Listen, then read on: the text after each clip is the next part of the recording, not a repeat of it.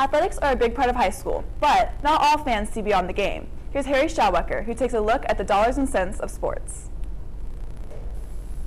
It's no secret that Columbia Public Schools is faced with tough choices when it comes to budget issues.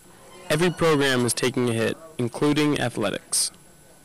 Athletics, as a district, athletics gets a chunk of money, then that money is split among the high schools and the junior highs, and no longer the middle schools because they don't have interscholastic athletics. So that's how we get our budget money, which has been cut so much in the last several years. It pretty much just covers travel, registration costs, and officials.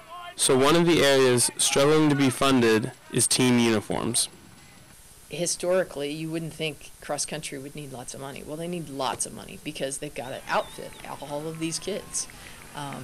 Their only real expense is travel, registration fees, and uniforms. And we struggle to keep them in uniforms because there's so many kids.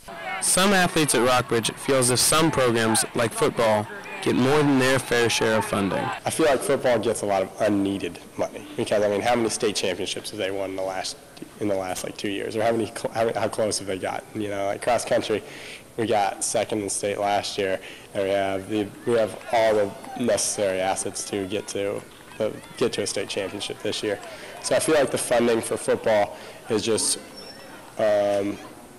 football compared to cross country is just kind of skewed based on performance at each level. Rockbridge football coach A.J. Ofadale disagrees. I think relative to the cost of actually having a football team and also relative to the revenue that football draws, I would say we're actually maybe smaller than what we should be based on, our athletic director does a phenomenal job of making sure all the programs are supported. And so, we like to operate, especially as a program, under the idea that we're no more important than anybody else, and that if we have to tighten our belt a little bit to help another program be productive, then we're willing to do that. But I would say compared to other programs, compared to the actual sheer cost of equipment and helmets and the sheer numbers, I would say we're probably a little underfunded compared to some of the other programs. Ms. Mast confirms that all sports at Rockbridge are funded fairly. So we want to fund everyone to a sufficient level to do what they need to do. That means if girls golf needs more, we need to get them more, but they wouldn't need the same amount as football. Whether you play football or run cross country, it's safe to say that the funding for your sport will come up short.